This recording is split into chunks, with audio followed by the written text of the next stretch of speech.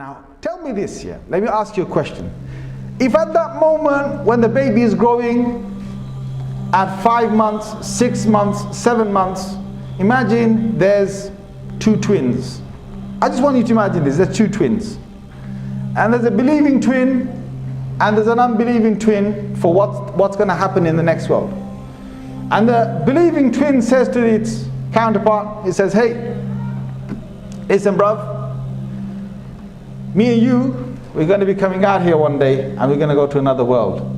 And the other one says, what are you talking about?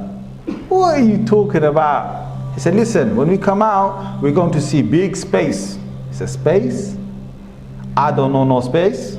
This is it. When we come out, there'll be light, there'll be color, there'll be texture, there'll be people, there'll be language, there'll be cars, there'll be, phones, there'll be people who are busy, there'll be communication, there'll be buildings. Listen, I don't know anything about this. Have you ever seen that yourself? No, I haven't. Have you ever seen anyone leave this place? No, I haven't. Have you ever seen anyone come back from that world you're talking about to this place where me and you are, and to tell us that all of this is going to, this happened and they saw it firsthand and they came back? No, I haven't.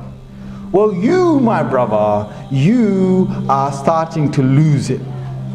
No, listen, my brother, listen, my brother. When we go out there, yeah, I'm telling you, I've heard this, I've heard whispers, I've heard things. Imagine the twin said, I'm just making this up, yeah, but I'm going to give you a lesson. I'm going to give you a lesson in the end. Imagine the twin said that when I was there in the world of souls, I heard this is what happens.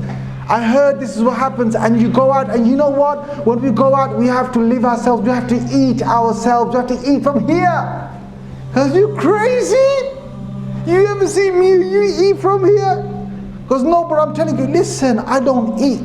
I get provided, you get provided automatically. I don't know what you're talking about. And the believer will carry on giving all his evidences.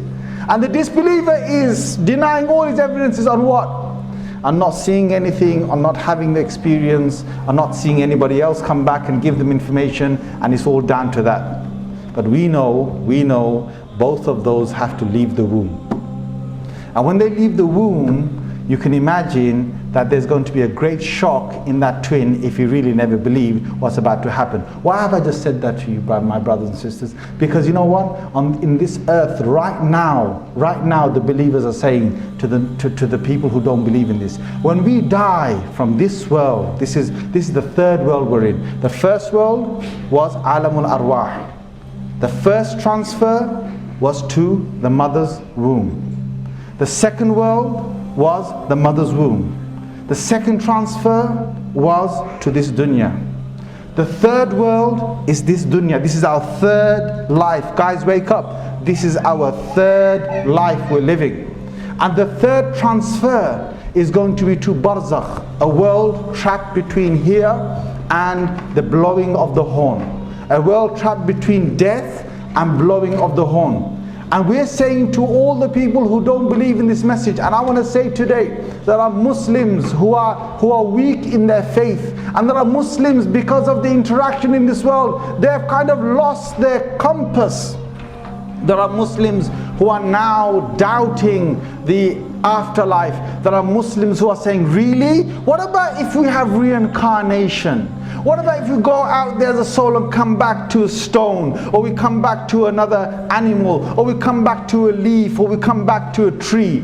There are Muslims who have been affected by the belief of atheism. And they're saying, listen, we've never seen anyone come back. Have you ever seen anyone come back and tell you from the grave that he actually saw the other side, and he saw the angel of death, and he saw the world of angels, and there's a world beyond this? And we all say, all the believers saying no. And the unbelievers, the non-believers are saying to us, well, my friend, you are going slightly crazy in there. Right? And we are saying, listen, when you go to that world, you're not going to be in this body anymore, you're going to be different. And they're going to say, yes, my friend, we've seen all the dead ones lying in their graves, my friend. You are hula baloos, and you are getting a bit cuckoos. Seriously. And the thing is, our messengers have told us, all the messengers, the Quran has told us that there is a life beyond this. And just like the twins, they deny one another's statements, the same way the believers and non-believers both will find themselves in barzakh once we leave. And if you don't want to believe in this, then you take a risk.